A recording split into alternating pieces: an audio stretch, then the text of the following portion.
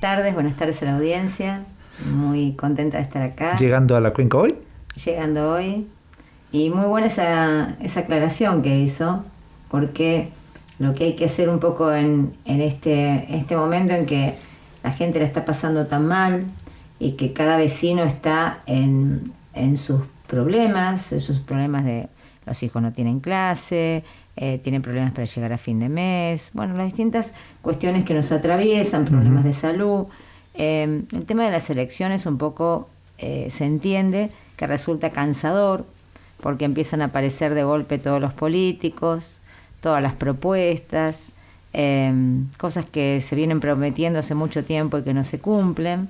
Entonces el ciudadano empieza como a cansarse de este tipo de intromisiones en su vida cotidiana, ¿no? Entonces está bueno sí contarles que el 13 de agosto se elige gobernador. Claro. Y que es definitivo. O sea que no es como a nivel nacional el presidente, el vicepresidente, los diputados nacionales y senador nacional y Consejo de la Magistratura Nacional, que son precandidatos porque el que salga elegido en agosto pasa a octubre. Eso es la famosa PASO. Exacto. Pero que para gobernador, que se elige el mismo día y con otra boleta, no hay paso. O sea, el 13 de agosto... El que gana asume el 10 de diciembre. El 13 de agosto, o sea, no se elige gobernador ya en octubre, solamente el 13 de agosto. ¿Sí? Esa aclaración eso está bueno porque mucho, sí. No somos precandidatos, sino que somos candidatos. El 13 de agosto, a lo sumo el 14 de agosto a la madrugada, ya sabemos quién conduce los destinos de Santa Cruz por los próximos 4 años. Exactamente. Asumen todos el 10 de diciembre, pero ahora elegimos gobernador, diputados distritales y diputados por pueblo. Eso los elegimos y ya. Miembro del Consejo de la Magistratura También, provincial. Provincial. Perfecto. Bueno, recorriendo la provincia, y bueno, hoy en la cuenca carbonífera. ¿Qué ve usted? ¿Qué reclama la gente? ¿Qué le propone la gente? Y bueno, después vamos a hablar de nuestra cuenca carbonífera, por supuesto. En concreto, Santa Cruz en particular tiene un reclamo que se repite, mira, a dónde voy. Yo suelo hablar con padres, madres, comerciantes, jóvenes, voy buscando en cada localidad el termómetro de hablar con la gente, no esto de mucha visita preparada, actos grandes, sino esto de acercarme al vecino. Contactarse con el vecino. Sí, y espontáneamente, el que tiene acuerdo político conmigo, que coincide conmigo, y el que no.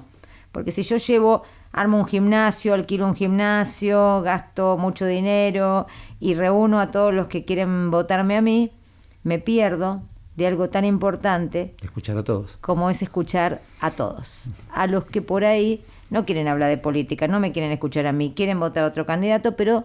Vio que hay un fenómeno, el voto en blanco. Ayer en Chubut, más del 10% de voto en blanco. Y eso es precisamente este cansancio que te estoy diciendo, de escuchar siempre estas promesas. Entonces yo en realidad creo que el momento de la elección es una rendición de cuentas. Yo ya recorrí, conozco la realidad de cada localidad, de cada departamento, de cada comisión de fomento, sé las potencialidades de cada lugar, de modo tal que ahora vengo como a hacer un repaso, como cuando vamos a repasar para el examen. Ya estudió ahora un repaso. Ya estudié, lo hice todos los días desde el 2015 estoy en la actividad política, siempre estuve en la actividad privada, yo soy abogada y mamá de 3 chicos y estaba ocupada de mi cotidianeidad, ¿no? Entonces, bueno, lo que más me piden en este momento y de lo que más se quejan y lo que más transmiten, y te digo, habla de Río Turbio y de Caleta Olivia, ¿sí? O sea, y es educación. Educación te lo piden los maestros, te lo piden los padres, te lo piden los jóvenes, están muy preocupados. La educación nos atraviesa a todos. Nos atraviesa a todos y se ha generado una situación muy trágica en cuanto a educación, porque los docentes no están bien. Un docente el otro día me decía, perdí las ganas de enseñar, me las quitaron. Y vemos muchos docentes y directivos muy tristes, porque cobran mal, se los persigue, tienen que tener 2 sueldos, o sea, 2 cargos de 5 horas cada uno para completar su canasta básica familiar. Y las escuelas no están en condiciones, las reparaciones no llegan para cambiar un vidrio o para ver qué pasa con la calefacción o para ver qué pasa que un flotante no anda y están todos los techos manchados con derrames y demás, hay que llamar a Río Gallegos. Ni siquiera hay el federalismo de poder resolver los temas rápidos. Entonces tenemos problemas de infraestructura, problemas de salarios, problemas de adquisición de contenidos, ¿sí? Porque cuando no se paran las clases porque no hay calefacción, se paran las clases porque hay un paro, porque hay un problema salarial, los contenidos están atrasados, esto de que los chicos pasan de año por decreto no les permite adquirir los conocimientos que necesitan, y esto trae problemas de frustración, trae problemas de salud mental, trae problemas de falta de oportunidades a futuro. Entonces, bueno, uno de mis primeros compromisos es en mi gobierno los 180 días de clase garantizados, el acuerdo con los docentes, el acuerdo educativo con los docentes, con los alumnos, con los padres, para sacar adelante la educación, tener un salario digno para los docentes y que salgamos de este enfrentamiento continuo que nos ha llevado a producir esa tragedia en educación.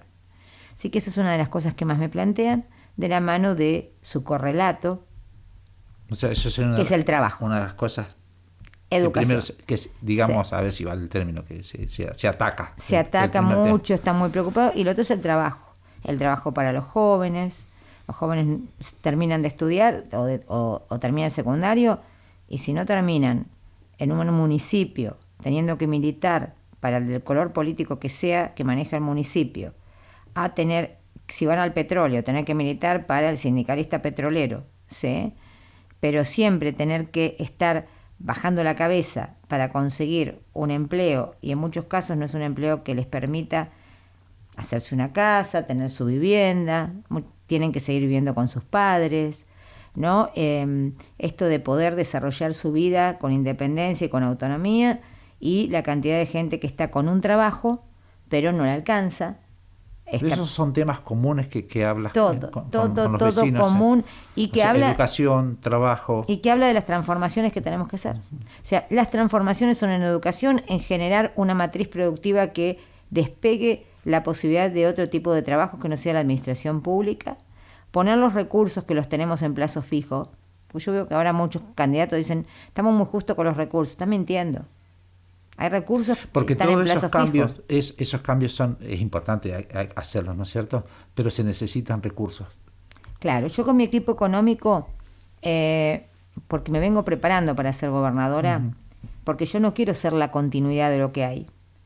Y yo en esto, mira, la verdad que yo no quiero que haya grietas. Al otro día de asumir como gobernadora voy a convocar a todos, porque creo que todos tenemos que trabajar por Santa Cruz. Pero también creo que esta forma en que se hizo hasta ahora no nos sirvió.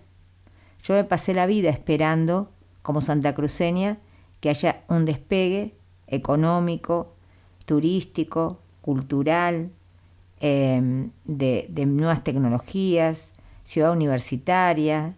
Me pasé la vida esperando que Santa Cruz cumpliera alguna vez quienes gobernaron durante 35 años con esos proyectos y propuestas. Y siguen viniendo como remixadas, ¿viste las canciones viejas que las remixan? Pero es la misma canción, es la misma letra. Bueno, ahora viene remixada, viene hasta un gobernador que renunció hace 17 años, viene remixado a decir, la verdad que no se puede creer, ¿no? Que no se renueve la política, que la verdad que no venga gente nueva, que lo haga distinto.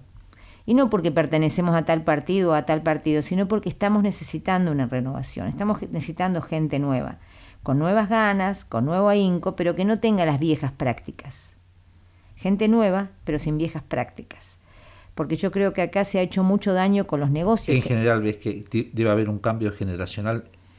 Sí, y que no tiene que ver con la edad. No con la edad. Tiene que ver con el lo pensamiento. Sí, con lo que nosotros entendemos por la política. Uh-huh. Yo cuando en algún momento creí que había que cambiar Santa Cruz, lo hice desde mi profesión, participando en asociaciones, hablando de la justicia, del daño que nos hacía una justicia adicta, ¿sí?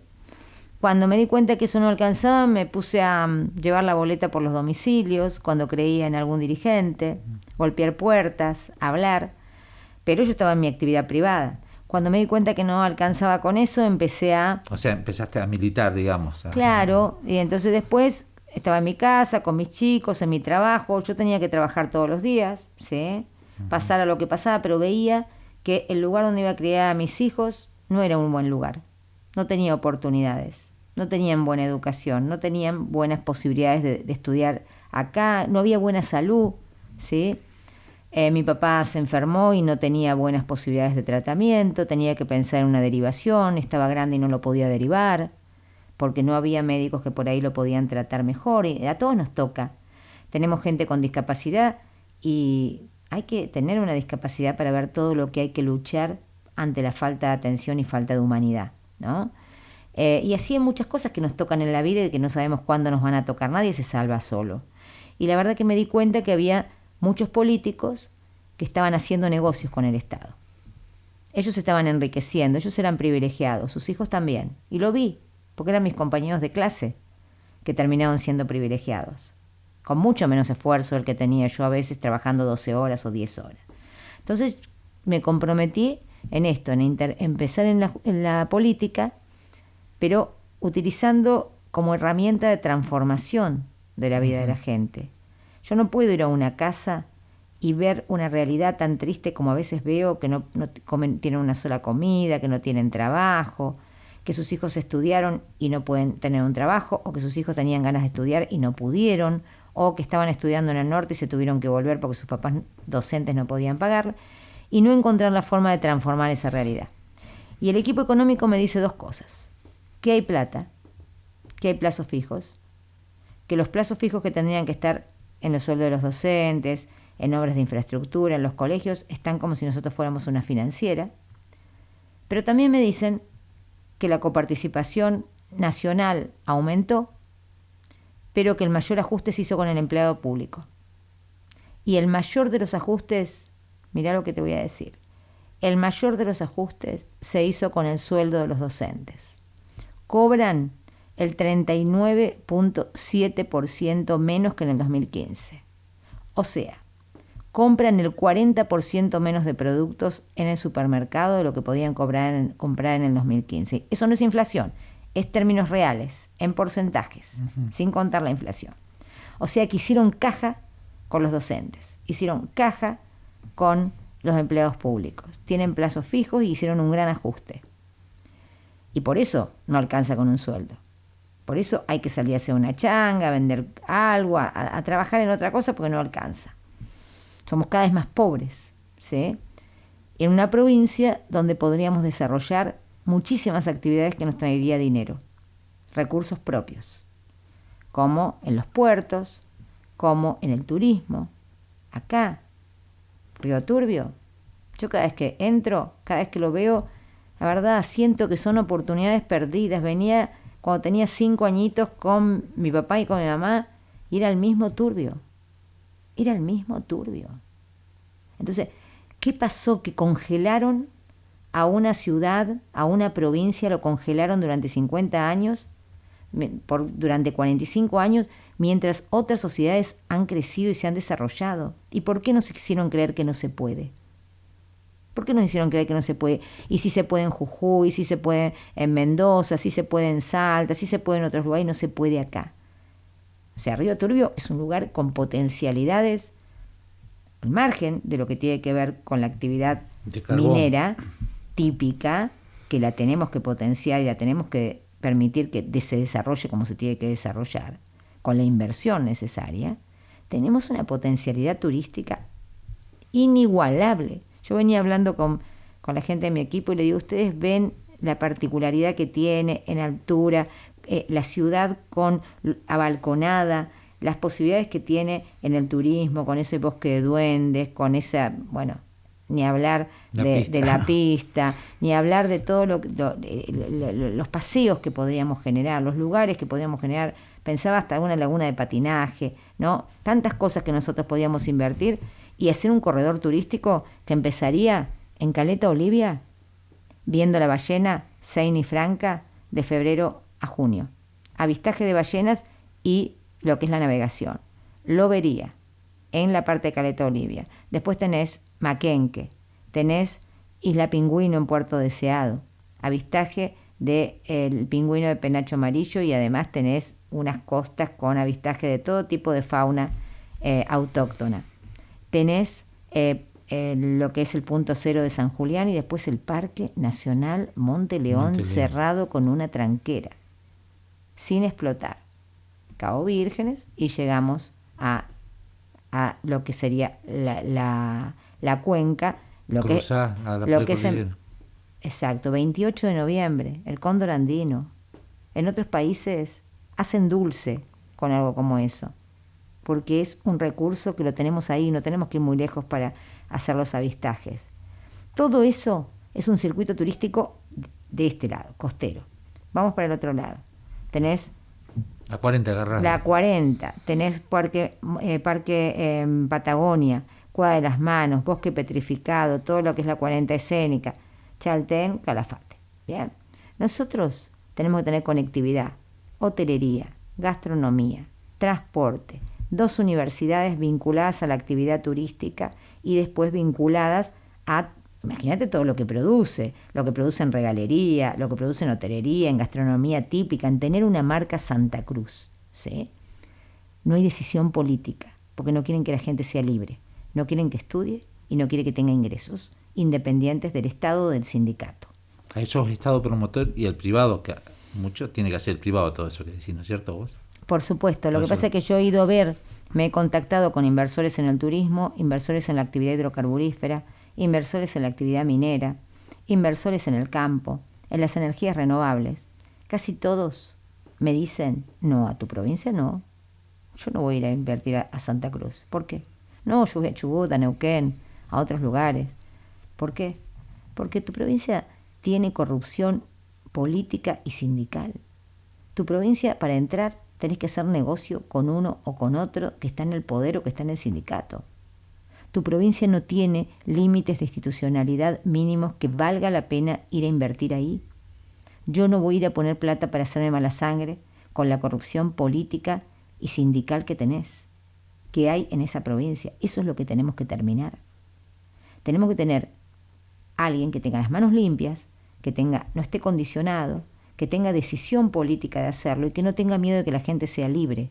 Porque ahora lo que tienen miedo es que la gente sea libre. Entonces los quieren tener con salarios bajos, dependiendo del Estado, que no se puedan sacar una foto, que no puedan hablar, que no puedan pensar distinto. Yo voy a los colegios. Uh-huh. Y las maestras y los docentes y los directivos que me escuchan en cualquier parte de la provincia saben que el docente, el directivo, empieza a temblar si yo trato de entrar a un colegio. Porque se les caen los techos, no tienen calefacción, cañerías destruidas, los baños con derrames cloacales, de todo les pasa, pero no lo pueden decir. No lo pueden decir y están con lo más valioso que tenemos, que son nuestros hijos. No lo pueden decir porque les inician un sumario. Eso es temor y eso pasa en la municipalidad y eso pasa en el sindicato petrolero. Estamos un poco lejos del sindicato petrolero, vienen con el modelo de Vidal. Pero Claudio Vidal, hay que ir a presentar el currículum en el sindicato petrolero, ¿eh? No hay que ir a presentar el currículum a la empresa que trabaja en el petróleo, no, al sindicato. El que maneja la bolsa y el que maneja quién entra y quién no entra es él. Y maneja la mutual, y maneja. De la misma forma, por eso yo siempre digo que este modelo, con el que yo no comparto, que le he dado en llamar kirchnerista, uh-huh, es lo mismo con Claudio Vidal. Claudio Vidal es kirchnerista y tiene prácticas más violentas. Por ejemplo, mandarme una carta documento cuando yo hablo en un micrófono, para que me calle. La verdad, el kirchnerismo tradicional nunca me mandó una carta documento para que me calle. Ahí fue, en un momento hubo una reunión, ¿no? O sea, un plenario donde se reunieron distintos partidos. Fuiste la persona que más se opuso a hacer un acuerdo con Vidal, porque fue un sector, ¿no es cierto?, de la UCR hizo un acuerdo con Vidal, van en boleta. Pues fuiste una de las personas que más se opuso a eso y bueno, finalmente no. Sí, concretamente yo le cuento a la gente que para entender esto, lamentablemente nosotros votamos con ley de lemas.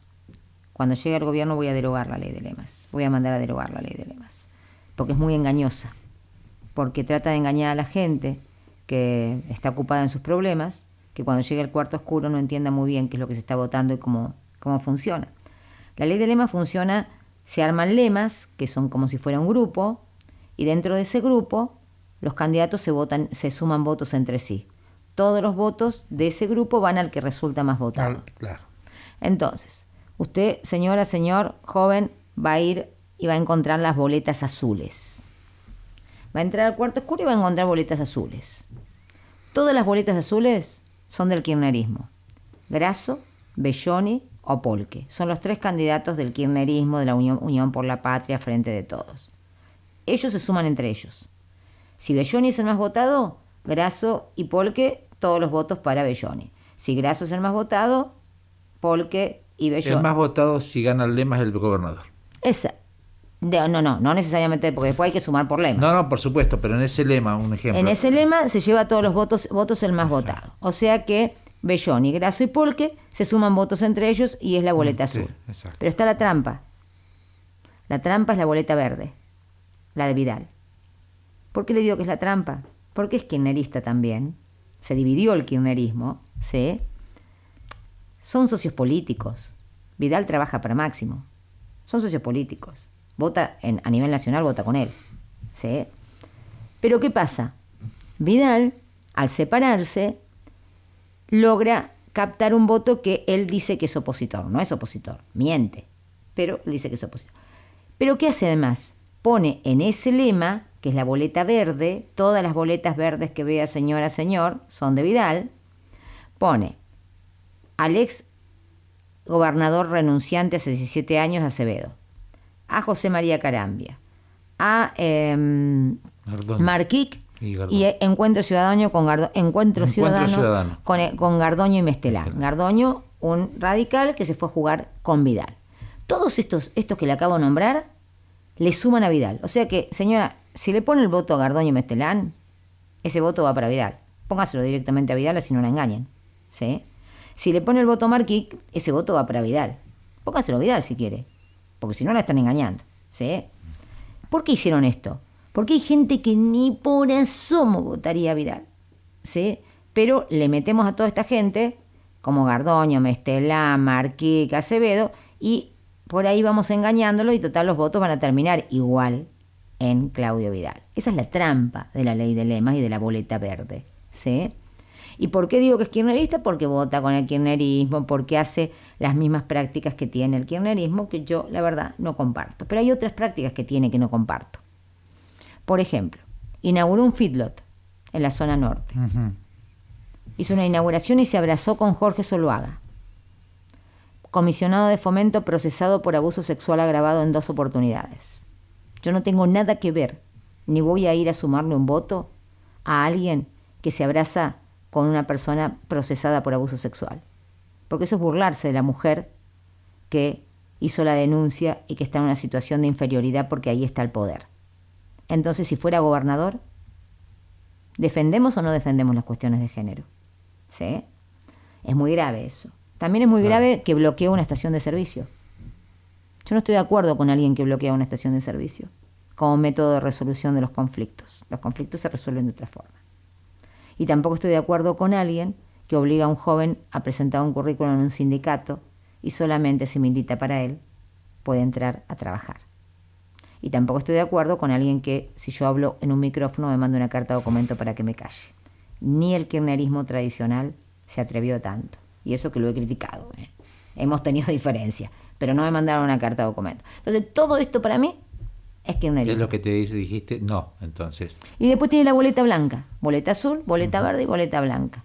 Y la boleta blanca es Cambia Santa Cruz, que es Juntos por el Cambio a nivel nacional, y son los que ganamos las últimas elecciones en Santa Cruz. Sí, yo gané las últimas elecciones en Santa Cruz. Diputada nacional. Al kirchnerismo y al vidalismo. Y es en definitiva lo que ganó en Chubut ayer. Este cambio que es despertar a transformar, después de tantos años, un sistema político en una provincia. En el caso de Chubut, 20 años.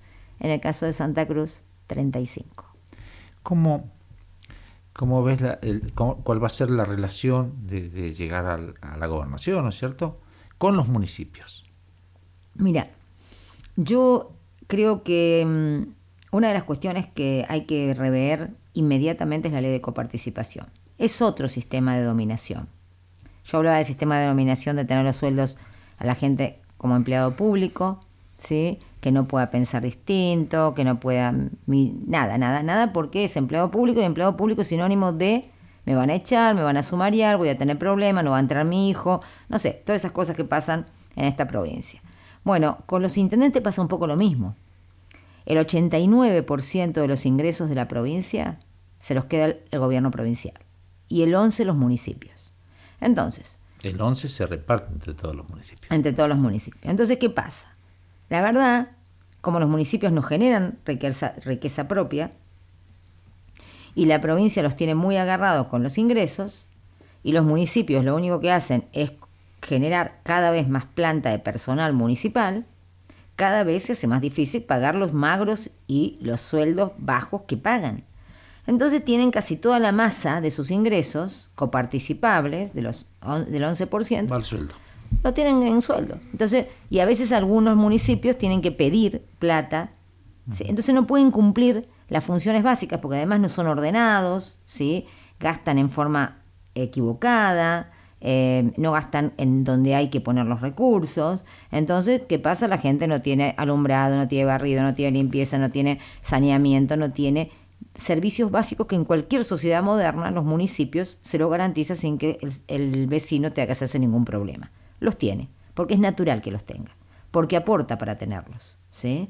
Tiene veredas, tiene saneamiento, tiene iluminación, tiene seguridad. Yo presenté, apenas ingresé a la actividad política como diputada provincial, tuve 2 años, porque después fui electa diputada nacional, presenté la modificación de la ley de coparticipación, para que se repensara y se redistribuyera, y yo en mi gobierno lo voy a fomentar, una nueva ley de coparticipación que le dé mayores ingresos a los municipios, pero también que volvamos a hablar cuáles son las incumbencias, ¿sí? Porque a veces el intendente está en mejores condiciones de resolver algunos temas que el propio gobierno provincial lejano, ¿sí? Por cierto. Por la rapidez, porque está en el terreno. Por la inmediatez. Se rompe un vidrio en la escuela, te lo arregla el intendente. Totalmente. Entonces, eso tiene que ver con la ley de coparticipación, cambiarla, darle mayores ingresos, y tiene que ver con la federalización, el federalismo en serio. Yo digo que en mi gobierno no va a haber ciudadanos de primera y de segunda, porque quienes tienen que, para hacer un trámite, ir a Río Gallegos, porque el Estado no está presente en Río Turbio, o no está presente en Caleta Olivia, o no está presente en Los Antiguos, o en Deseado, ni hablar que está a la vera de la Ruta 3, es un ciudadano de segunda. Nosotros tenemos que descentralizar el Estado. Además, el Estado, bajo mi gobierno, va a estar continuamente trabajando al lado de cada vecino y de cada ciudadano. No pueden estar metidos todo el día en una oficina y no sabemos ni para qué sirven. No sabemos para qué sirven los funcionarios. Tenemos la Agencia de Medios del Estado, 256 empleados. A mí no me cambió la vida, ¿vos? No. ¿Y qué harías con eso? No podemos tener elefantes que no le cambian la vida al ciudadano, ¿sí? Tiene que tener sentido. Entonces, la Agencia de Medios del Estado, ¿cuál es el sentido? Que la gente esté más informada, hacerle llegar derechos. Hablas de la radio y del canal, ¿no es cierto?, en este caso. ¿Verdad? Pero ¿cuál es el sentido? 256 empleados contra 30 y pico de ciencia y tecnología. ¿En serio? Después, la Secretaría de la Mujer o el Ministerio de la Mujer, ¿en qué le cambió la vida a todas las mujeres violentadas, abusadas, que tienen violencia psicológica, moral, económica? ¿Les cambió la vida? ¿Se acercaron a ver si llegan a un juicio de alimentos, si pueden prevenir un hecho de violencia? ¿Están cerca de la gente o es que tenemos funcionarios cobrando sueldo no sé dónde? La Casa de Santa Cruz, con ese plantel terrible que tiene de becados. Yo quiero tener becados, pero becados que estudian. Gente que, por ahí, chicos que no pueden estudiar y que tienen el sueño de ser médico, que tienen el sueño de ir a estudiar algo, y no tengo ningún problema de darle un sistema de becas. Y esa gente... Pero la Casa de Santa Cruz, ¿vos viste alguna vez que llegue un derivado a Buenos Aires y haya uno de todos los empleados que tenemos en la Casa de Santa Cruz esperándolo a ver si lo puede ayudar a hacer un trámite? Gente que no ha ido nunca a la ciudad de Buenos Aires y que tiene que manejarse solo, que no sabe tomar un taxi, que no sabe tomar un transporte público. Mis chicos en mi oficina, mis chicos, que tengo 4, ¿sí?, en la oficina legislativa, van a enseñarles a tomar y hacer las combinaciones de subte a los derivados que los tiran. en Buenos Aires. Entonces, nosotros tenemos que tener el Estado al servicio de la gente. Es importante, es un servidor público. Hay muchos empleados del Estado, ¿qué haces? Porque vos me estás marcando... Todos adentro, yo creo... Eso es bueno que lo aclares. Todos adentro, como lo mismo que dice RT, todos adentro, ¿sí? Todos trabajando, pero... Reubicándolos por ahí. Pero tenemos que poner en funcionamiento. A ver, el Estado, vos sabés que cuántos... Mi mamá era empleada pública. ¿Vos sos de Gallegos? Yo soy de Río Gallegos. Mi mamá era empleada pública, trabajaba en turismo de la provincia. Uh-huh. Mi mamá, yo creo que mi mamá se vuelve a morir si ve que Río Turbio está igual que cuando ella lo promocionaba hace 35 años, ¿sí? O que ve que nada avanzó, me da pena por los jóvenes, me da pena por la juventud, me da mucha pena. Mi mamá estudiaba, yo la veía estudiar para tener una categoría más en la administración pública. Hacía concursos, pero ella estaba contenta, se sentía útil, se sentía feliz, se sentía capacitada.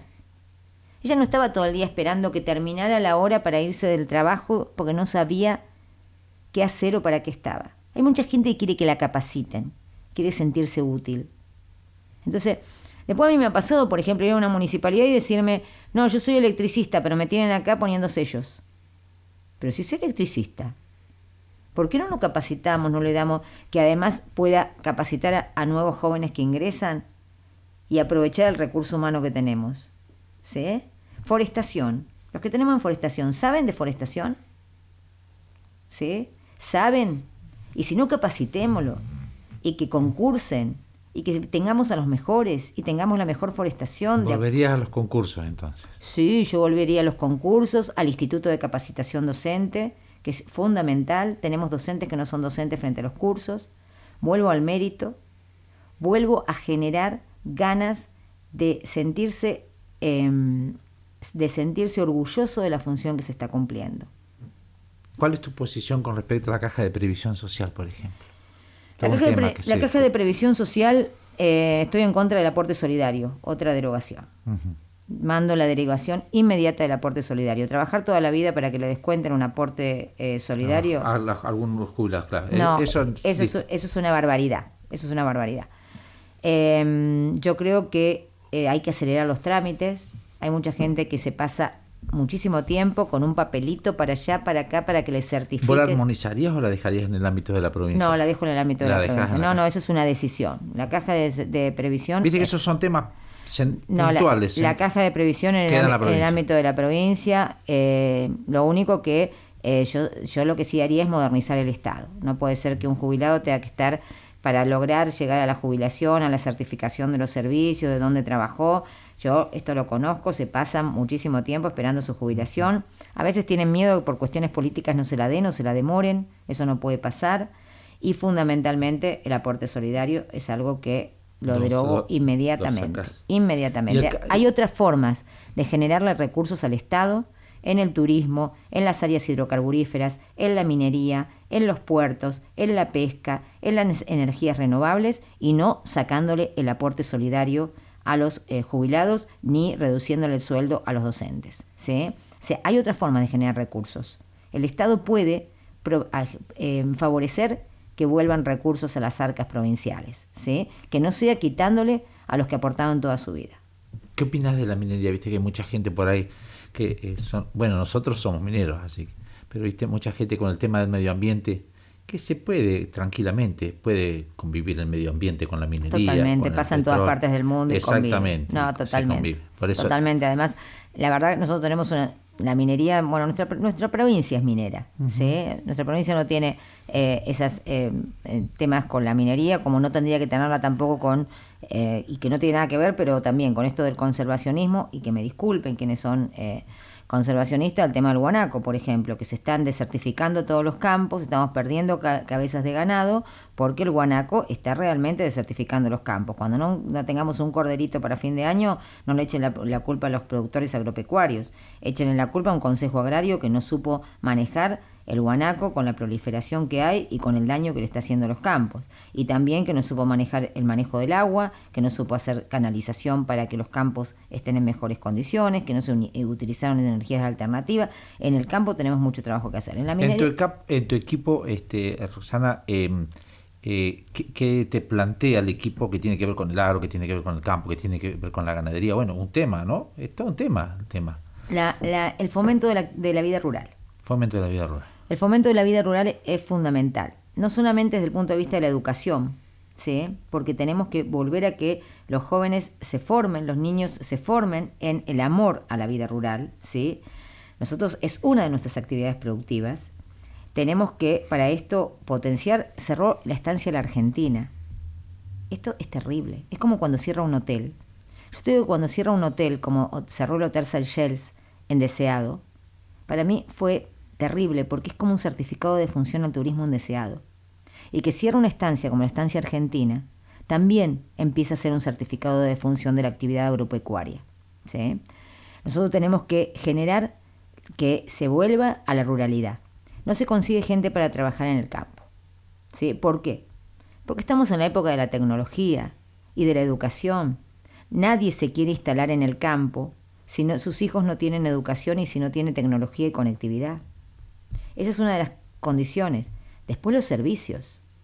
Hay que generar servicios para el campo y tiene que haber tarifas diferenciales cuando tienen la necesidad de utilizar el gas o el combustible para calefaccionarse o para iluminarse, ¿sí?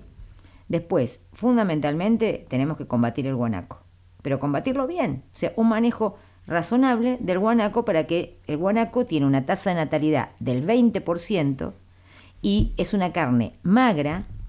En la Argentina hay 37% de pobreza infantil. Yo la verdad que no puedo creer que en un país que hay 37% de pobreza infantil, que hay indigencia y que los docentes en Santa Cruz me están diciendo que los chicos van con hambre. En Santa Cruz los chicos van con la copita de leche. Tienen hambre los chicos en Santa Cruz y los docentes terminan repartiéndole la milanesa que llevan o llevándole chocolatada.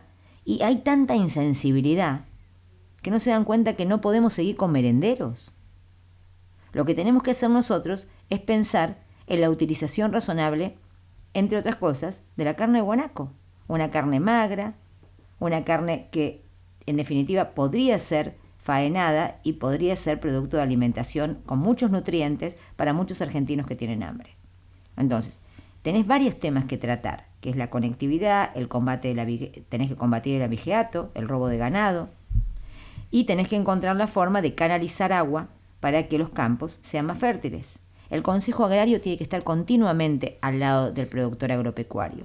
¿Para qué? Para acercarle, a través de la herramienta financiera que es el Banco Santa Cruz, créditos blandos para comprar equipamiento. Hoy el campo necesita equipamiento, necesita renovarse en equipamiento, ¿sí? Y además empezar a pensar en las energías alternativas. Estuve con una pyme que hace molinos, pero no los horizontales, los verticales, ¿sí? Molinos verticales para el bombeo del agua, utilizando la energía eólica y la energía solar. Y nosotros podemos tener estancias sustentables, estancias sustentables. Mucho para trabajar, estancias turísticas, mucho para trabajar, inclusive se puede avanzar en cotos de caza, en algunos sectores, ¿no? Y después la actividad hidrocarburífera, que es la gran estrella de Santa Cruz. Tenemos gas y no lo sacamos, o lo venteamos. Y tenemos petróleo y no lo sacamos. Tenemos áreas grandísimas que damos en concesión y tenemos que replantear la política hidrocarburífera. Nosotros tenemos que tener áreas más pequeñas que damos en explotación, porque de esa forma ahora tenemos áreas grandes pero se explota solamente esto y esto queda sin explotar, o sea, riqueza bajo tierra, falta de trabajo. Si tenemos áreas más pequeñas van a generarse más fuentes de trabajo. Se perdieron 4.000 fuentes de trabajo en el petróleo desde el 2015. Y desde que está Pablo González a frente de YPF, no levantamos un equipo de explotación. Un equipo. Y con un equipo vos tenés montaje, tenés transporte, tenés construcción, tenés más puestos de trabajo, directos e indirectos, y tenés más regalías hidrocarburíferas. Cuanto más sacás, más regalías tenés. Y más regalías hidrocarburíferas, ¿qué es? Mejores colegios, más gas a los hospitales, más profesionales en las distintas áreas porque podés pagar profesionales, docentes mejor pagos. Y dinero que ingresa. Entonces, no hay plata. No hay plata, les conviene decir que no hay plata. Les conviene decir que no hay plata, porque así la gente dice, no hay, no se puede, no se puede. Lo único que me queda así a mí es ir, trabajar, acostarme, ir, trabajar, acostarme. Esto no va a cambiar nunca y espero la jubilación. ¿Eso le vamos a dar a los jóvenes? ¿Ese va a ser el futuro que le vamos a dar a los jóvenes? Es muy fácil decir que no hay plata. O la gobernadora que dice, estoy haciendo un terrible esfuerzo. ¿Cuál? ¿Cuál es el esfuerzo que está haciendo? ¿Ir a los colegios donde están los chicos con los techos cayéndole? ¿Cuál es el esfuerzo que está haciendo? ¿No pudo en las vacaciones de invierno arreglar los colegios? ¿Cuál es el esfuerzo? Si tiene la plata en plazo fijo. La verdad, diferencias diametrales con el gobierno actual, con estos 35 años de gobierno, con el sindicalismo de Claudio Vidal. Por eso no estoy ahí. Por eso no le voy a sumar un voto. Y por eso creo que tenemos que generar una transformación entre todos. Bueno. Un gusto que hayas venido, que te hayas acercado Muchas a la radio. gracias. Y bueno, ¿cómo es tu actividad en la cuenca ahora? Voy a seguir con visita a vecinos. Como te dije, me gusta el mano a mano. Un poco de calle, un poco de vereda. Un poco de vereda, me enriquece hablar con los comerciantes. Hay algunos llamados que me han dicho que quieren que vaya. Hay algunos que los quieren sin ninguna foto porque hay temor. Yo quiero que no haya más temor. Que no haya más temor. Quiero que sean críticos, que los jóvenes sean críticos, que me puedan criticar. Que yo esté en el gobierno y me puedan criticar. Es lo más importante que me puede pasar, porque es lo único que me va a permitir mejorar. Bueno, un gusto. Muchas gracias, me sentí muy cómoda y le agradezco mucho.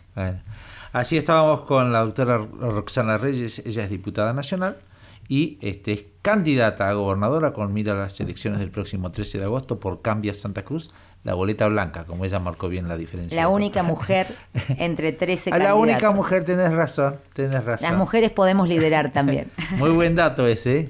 Nosotros seguimos transitando la tarde junto a ustedes hasta la hora 18. Hasta la hora 18.